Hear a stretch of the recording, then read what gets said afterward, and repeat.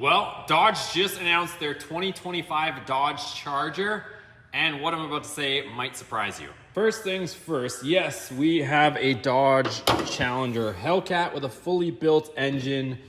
We've got a Ram 1500 single cab with a Hellcat conversion.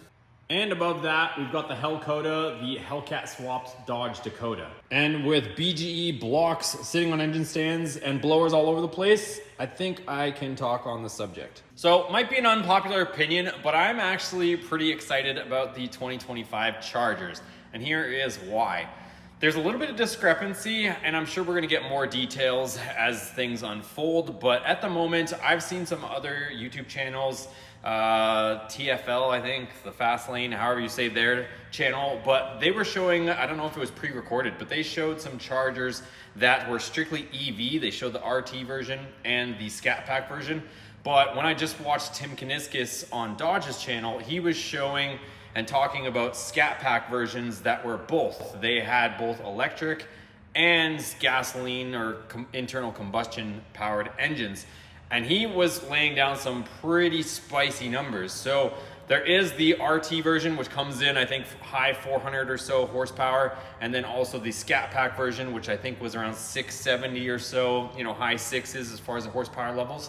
But if you guys caught it in that press release from Dodge, Tim said that the new Scat Pack is going to be faster than a current, or I guess previous generation Red Eye. So this will be faster than a Red Eye Hellcats, and that's pretty impressive right off the bat. That's not even their top tier model. That's just their middle of the line Scat Pack. Of course, you got the RT on kind of the bottom end of things, the Scat Pack, and then this Banshee, which we still don't know the full details of. So from a performance standpoint, if this thing, just their mid-grade or mid-level vehicle is gonna be faster than the current offering of a Red Eye, that gets me at least pretty excited.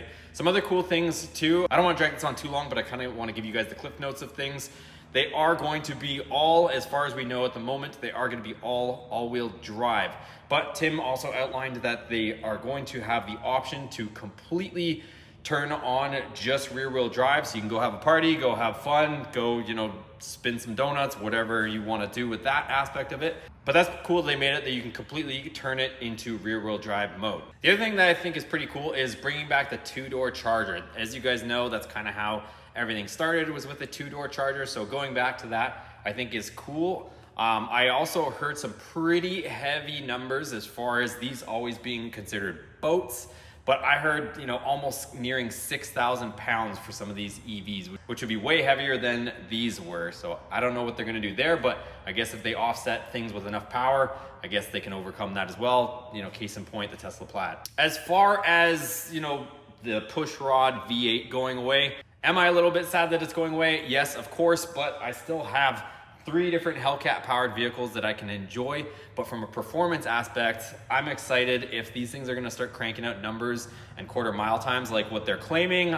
I think that any gearhead that is performance based is gonna get excited about that. So I know there's a lot of purists out there. Would I sell my Hellcat for one of these newer EVs or hybrids or whatever combination that they give us? No, I would not. I think this is like the modern muscle era, and I think it's cool to own one. But Dodge is known to release statement vehicles, case in point the Demon 170, how they offered that car with over 1,000 horsepower off the showroom floor and breaking some quarter mile records. I think that this is kind of gonna be like the 2015 Hellcat era where they still haven't released the details and the numbers from this Banshee. So I'm gonna go out on a limb and assume that the reason they haven't released the numbers yet is because they're gonna come out and this is gonna be like 2015 all over again, where they're releasing something that hasn't been done before, and I think it's gonna be a cool vehicle. So with that being said, if I can afford one, or somehow I can work with Dodge to see if I can get one on the channel, I think it would be awesome. But let me know in the comments down below what you guys think of this. I wanna get this out for you guys, but more importantly,